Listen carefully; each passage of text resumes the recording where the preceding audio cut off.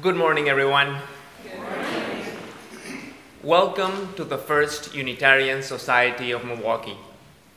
My name is Javier Dorantes, and I am grateful and humbled to serve you as your worship associate this morning and to welcome you fully in this space. We welcome people of all genders, sexualities, ages, races, ethnicities, histories, and bodies here. We welcome your mind, your heart, and your spirit here. We welcome all you are bringing with you today and all your heart longs to set down. We welcome all of you. We extend a special welcome to each guest among us. Guests are warmly invited to attend the Inquirer's session today immediately after the service in the parlor to learn more about Unitarian Universalism and our church in a smaller casual gathering. We invite our guests to fill out a welcome card located in the pew rack in front of you and drop it in the offering plate later in the service. You can also pick up a welcome packet at the back of the sanctuary. Hearing assist devices and Braille hymnals are also available in the rear of the sanctuary, and a fragrance-free area is located on the front right side of the sanctuary. If you are a visiting family, including children or youth, after the time for all ages, please join the children's recessional and head across the hall to the common room. There, you will be greeted by someone who will orient you to religious education. Immediately following the service, everyone is invited for coffee and conversation in the common room. My name is Javier Dorantes, and you can come talk to me at the guest table there. As a way to engage at First Church, I invite everyone to explore the announcements insert for the numerous opportunities available here. In particular, let me draw your attention to the following. Our forum speaker this morning is Circuit Court Judge Carl Ashley on Problem-Solving Courts, Trauma Informed. Join us in Max Auto Hall, second floor at 10:10 a.m. Read Jennifer's book for February book discussion, Justice on Earth, People of Faith Working at the Intersections of Race, Class, and the Environment, is the common read for Unitarian Universalists across the country this year. Copies are available at our book tower or online at In Spirit, the UU bookstore. Join the book discussion Mondays, February 18th and 25th from 7 p.m. to 8:30 p.m. We will provide a delicious hot meal for at least 86 men on Saturday, February 16th. Sign up to bring food or serve at the social justice table. Please find details on these and more events in the announcements insert. Finally, please silence any electronic devices for the remainder of the service. Once again, I welcome you to First Church by inviting you to join me in the unison reading of our mission, which is printed in your order of service. We gather to nurture the spirit, engage the mind, and inspire action. At this time, I would like to invite Ryan Burke to please come and help us light the chalice.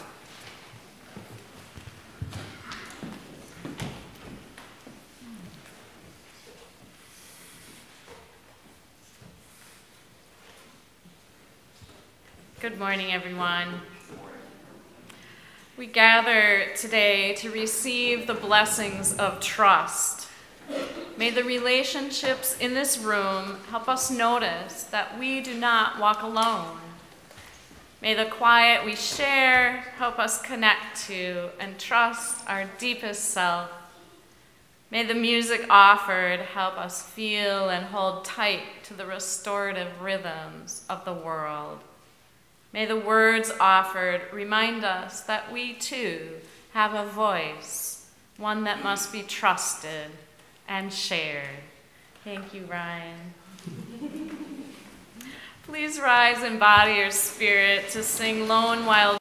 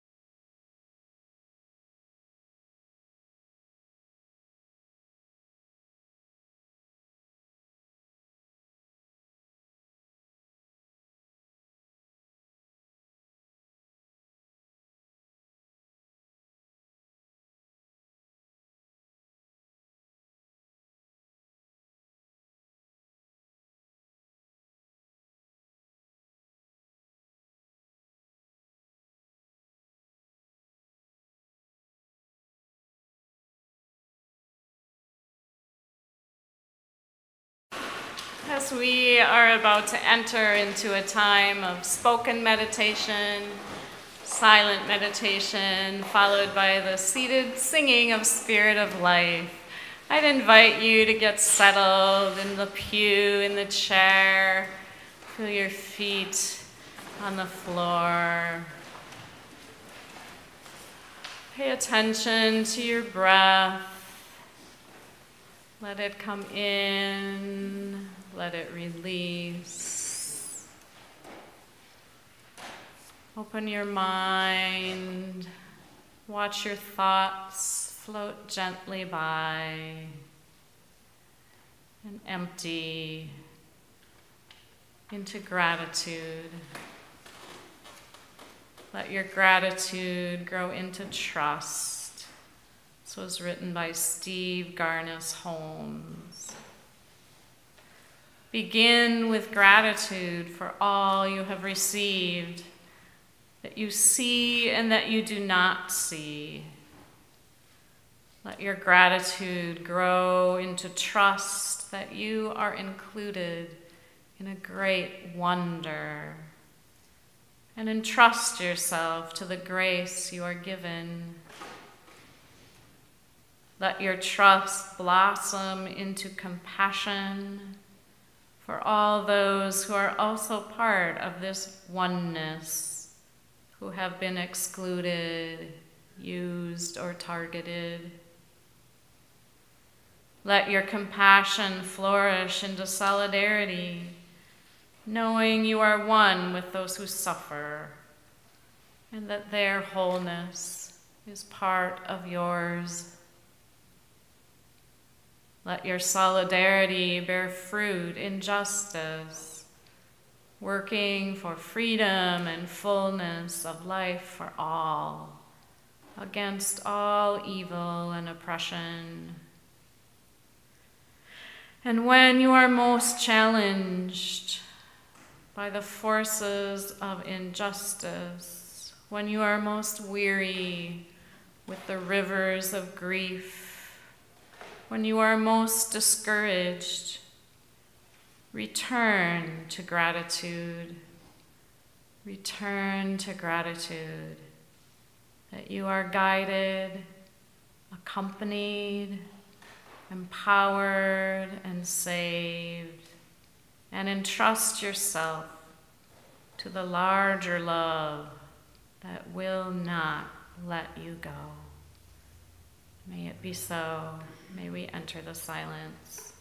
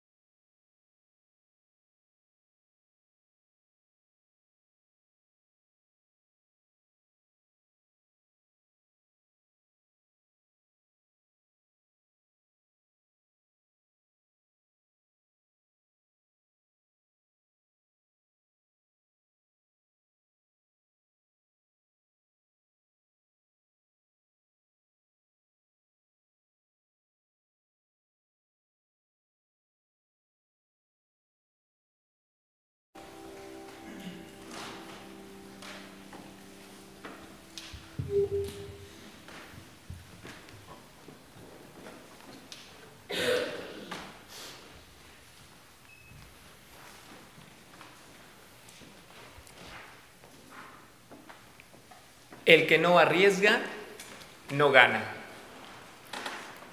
That means he or she who does not take risks doesn't win.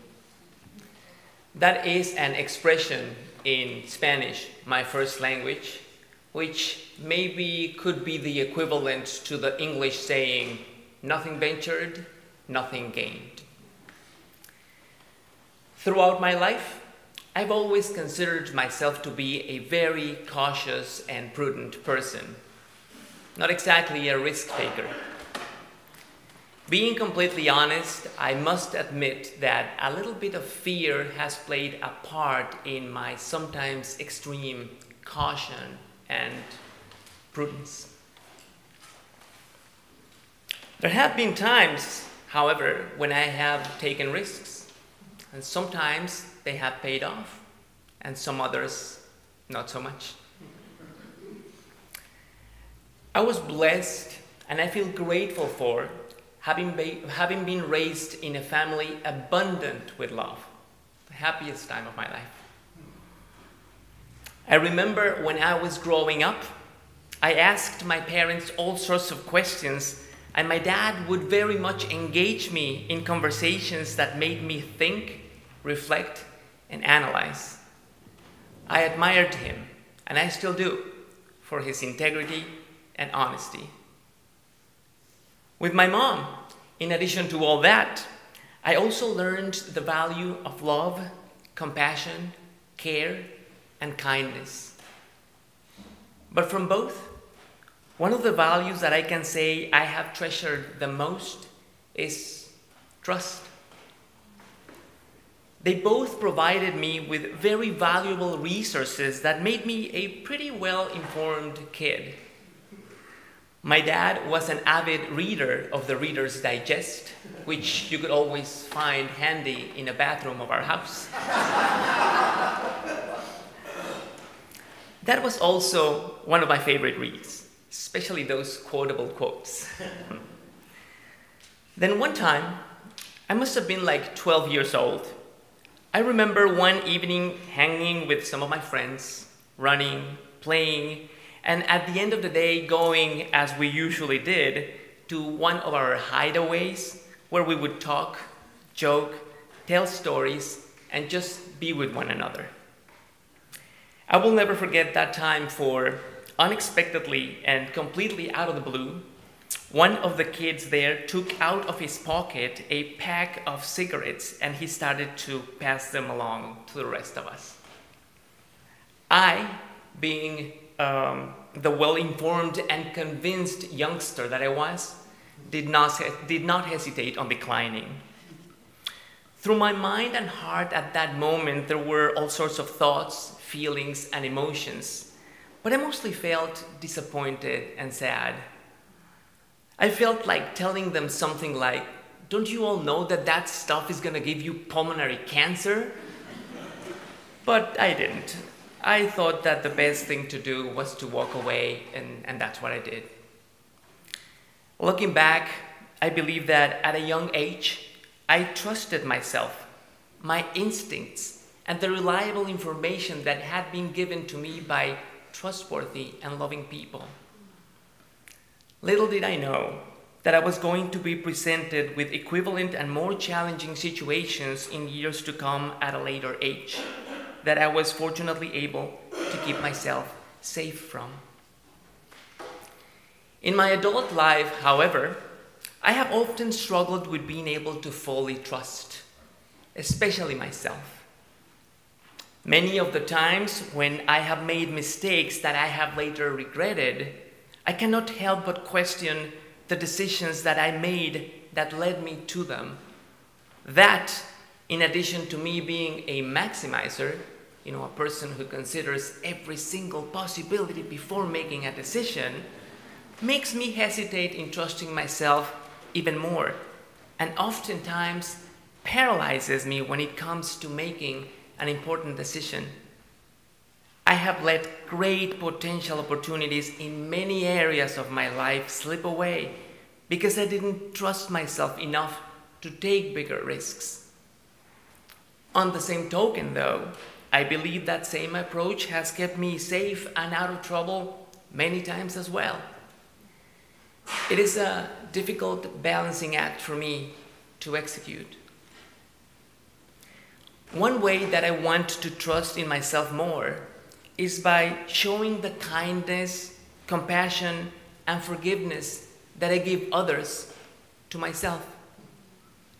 Perhaps having that mindset more constantly present in my life will allow me to be more accepting of myself and my mistakes, to overcome my fear, and therefore drive me to risk a little more, to trust me a little more. It is my belief that despite our mistakes and limitations, we all as humans are at a basic level trustworthy, good, and well-intended to one another. And that is something that I have found within this congregation, for which I am deeply, deeply grateful for. I definitely win when I risk trusting you. Remember, el que no arriesga, no gana.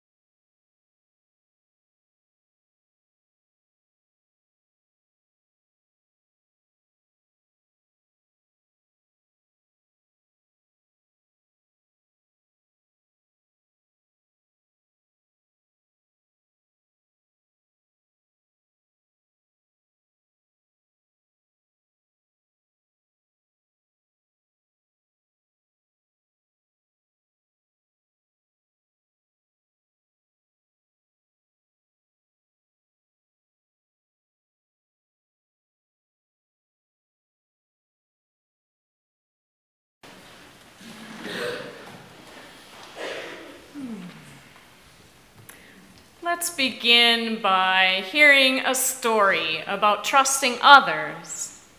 You may have heard this one before, but like all helpful stories, it's worth hearing again.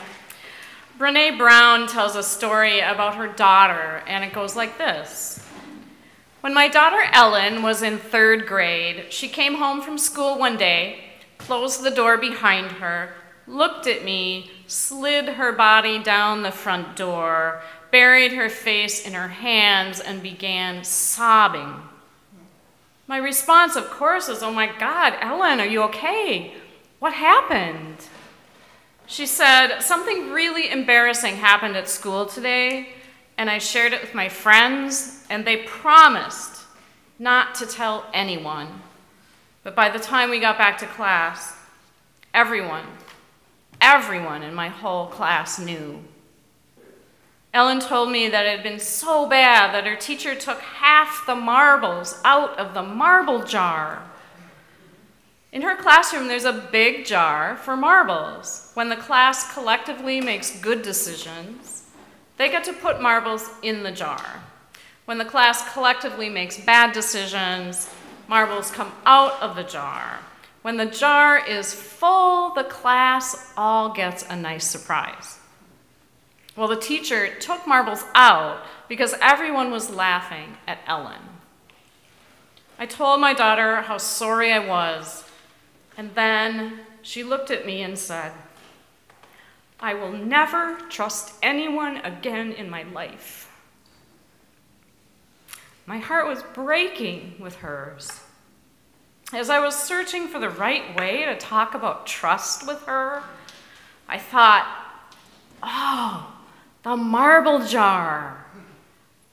I told Ellen, we trust the people in our lives who have earned marbles over time.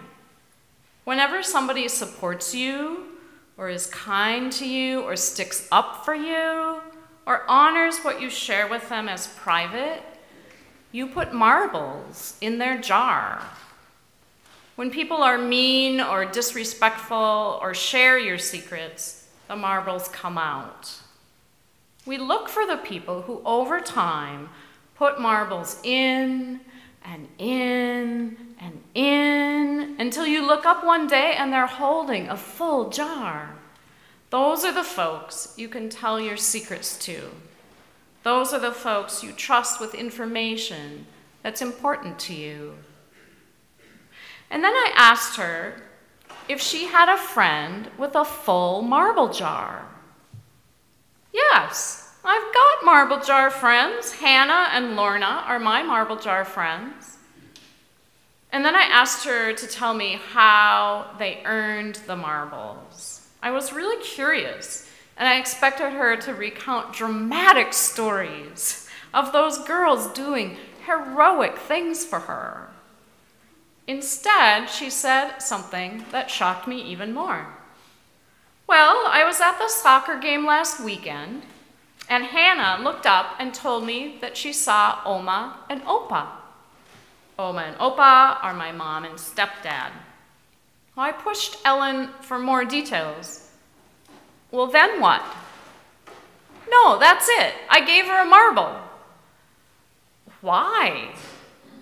"Well, not everyone has 8 grandparents. I think it's really cool that Hannah remembers all of their names."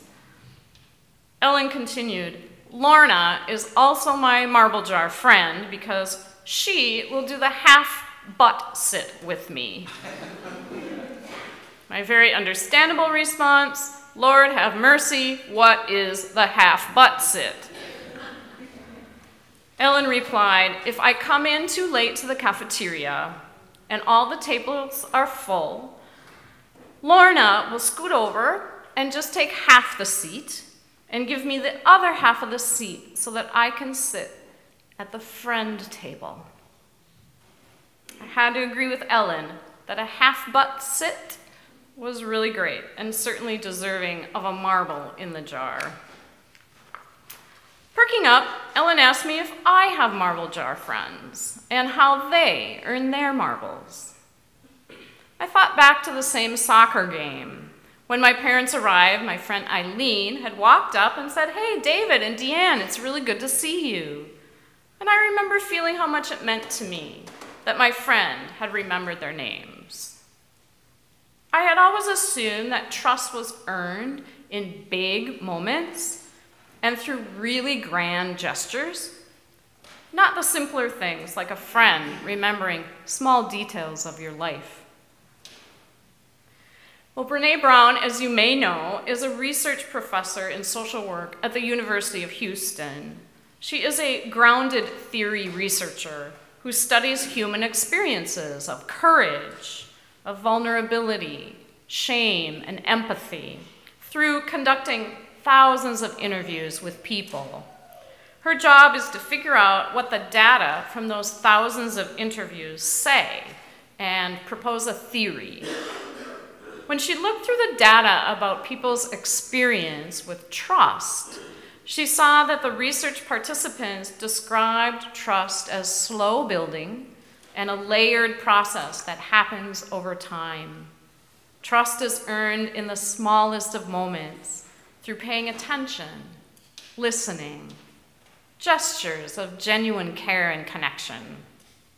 It can be as simple as remembering someone's name, a boss who asks how your mom's chemotherapy is going, a neighbor who offers to walk your dog when you're down with the flu, a coworker who asks for help, and people who show up at a funeral. She found trust cannot be summoned by a command like, "Trust me." There are either marbles in the jar of that relationship or there are not. Trust is a living process that requires ongoing attention. The marble jar metaphor is about trusting others and learning to be choosy about it, paying attention to how others earn our trust. But what about becoming trustworthy ourselves? How do we do that? Charles Feltman, author of The Thin Book of Trust, defines trust as choosing to risk something that you value vulnerable to another person's actions.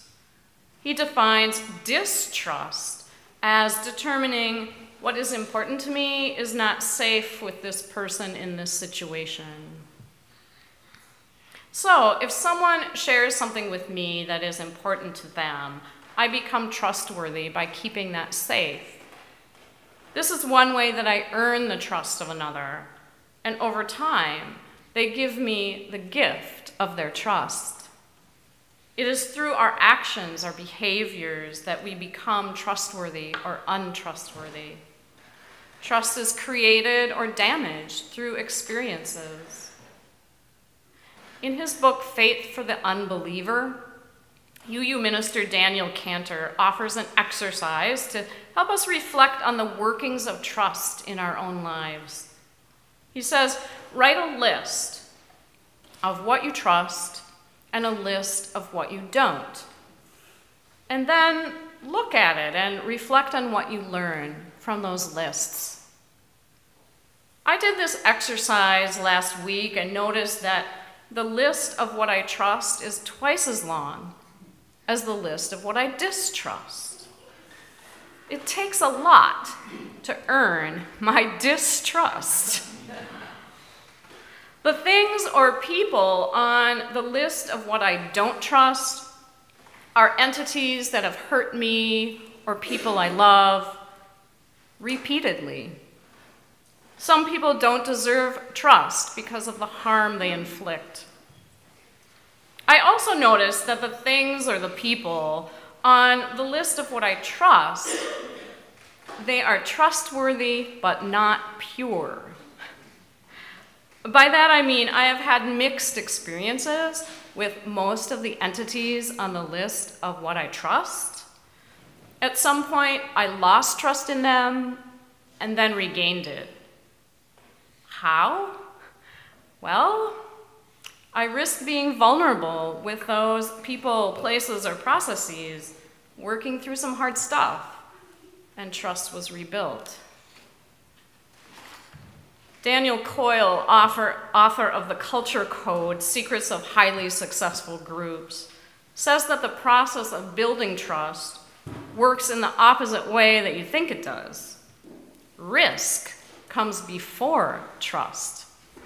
We build trust by risking trust.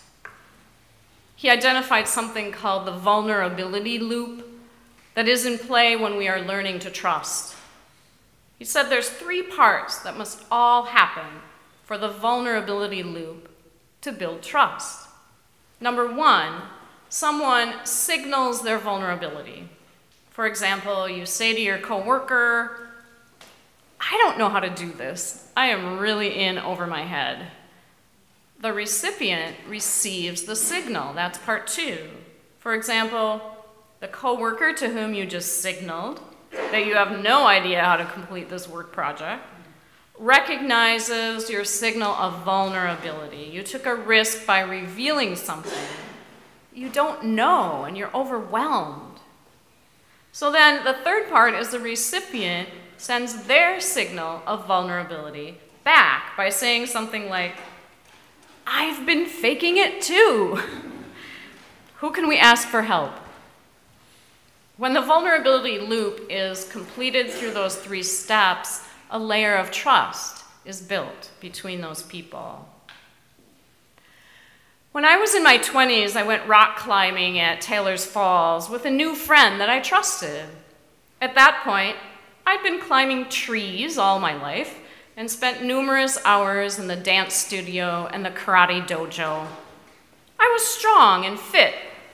How hard could rock climbing be? And rappelling down a cliff looked like fun, like flying. I didn't think I would have any problem.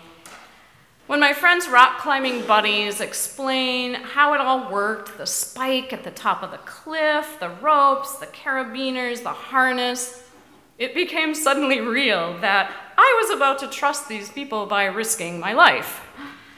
They said, "Don't worry, if you get tired or lose your concentration before you get to the top, just let us know that you want to come down." In this case, the risk was worth it. I had fun with my first climb for a while. It was fun to test my strength, find the nooks and crannies for my hands and feet, use my knees even when they yelled at me not to do that. And then, at some point, I noticed I was not concentrating. So I called down to say, "I've lost interest in this." They laughed, and then they coached me through rappelling down the cliff. I took the risk to trust many things in that rock climbing activity. I trusted the leader's expertise. I trusted the equipment. I trusted the rock. I trusted the agreement that I could stop at any time.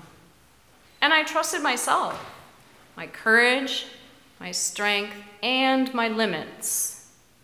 If I did not trust myself at some level, I don't think I would have taken the risk. But by the same token, taking the risk and having a successful experience increased my self-trust. Trusting others and trusting self are connected. I don't think we can truly do one or the other effectively without developing both. Brené Brown puts it more strongly. She says, if you can't count on yourself, you can't ask others to give you their trust. Brown says we must examine our own marble jar. Is your own marble jar full? How are you treating yourself? Are you building self-trust in small moments, marble by marble? Brown claims we can't ask others to give us their trust if we don't believe we are worthy of receiving it. So the question, are you worthy to receive others' trust, is a pretty deep question.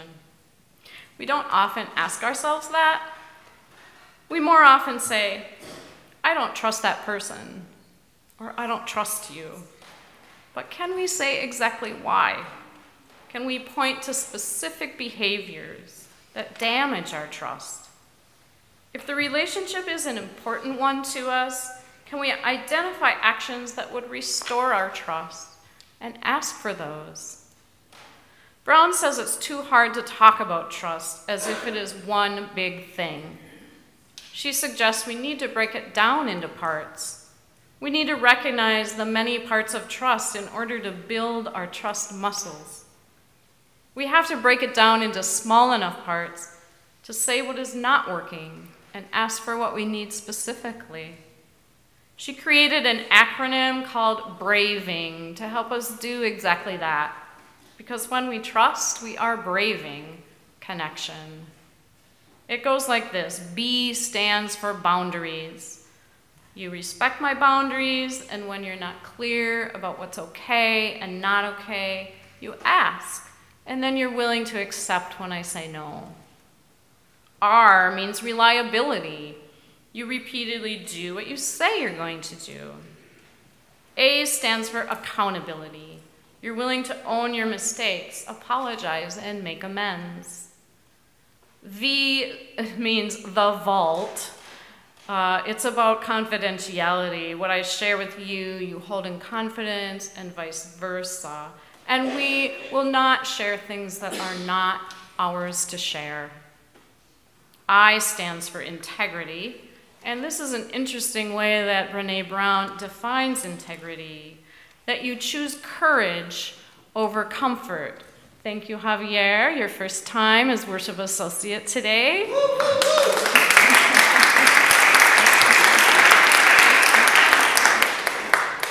Another part of integrity is that you choose what's right over what's fun, fast, or easy.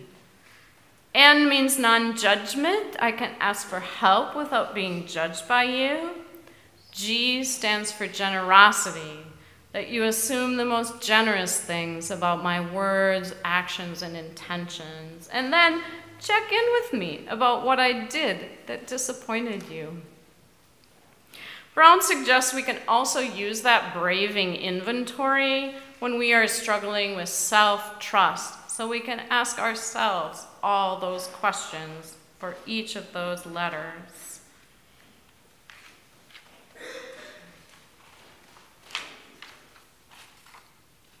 I think building our self-trust is also something we do in small moments. There are going to be moments when we choose whether or not to respect a boundary that we had set for ourselves. There's going to be moments when we choose whether or not to do what we promised to do. There's going to be moments when we make a mistake and choose whether or not to apologize and make amends. There's going to be moments when we choose to not share another person's story because we know it is not ours to share.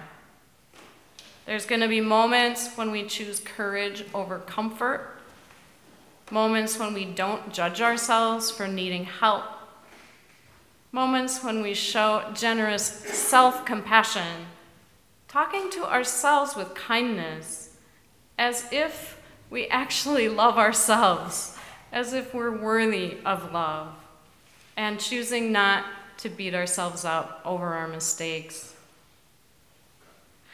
Trusting ourselves can be a daily challenge. I think of so many examples that human beings struggle with. For example, on day number whatever, fill in the blank, day number whatever of sobriety, can I trust myself not to take that drink? Can you trust yourself to leave an abusive relationship? Can you trust yourself to send your tax refund to child support and not bring it to the casino? Can you trust yourself to know when your boundaries have been violated? Can you trust your feelings, your intuition? Can you trust what you know deep in your bones? When life has hurt you grievously, can you trust that you are a child of the universe, held in the larger love that is not so evident at that moment? For as much as we humans can work on ourselves, improve and fail and improve again, as much as we can work on our relationships, we do not have control over everything. When we trust, we give up some measure of control, or the illusion of control. James Luther Adams, 20th century Unitarian theologian, wrote in his essay of Faith for the Free, the first tenet of a free person's faith is that our ultimate dependence for being and freedom is upon a creative power and upon processes not of our own making. We are created by, held in, and die into realities beyond our choosing. Is this not so, friends? Whether atheist, theist, Buddhist, pagan, humanist, agnostic, all of us are created by, held in, and die into realities beyond our choosing. So let us learn to trust ourselves and each other and the larger love, knowing there is only so much we can control. But this, we can choose to risk trust, moment upon moment upon moment.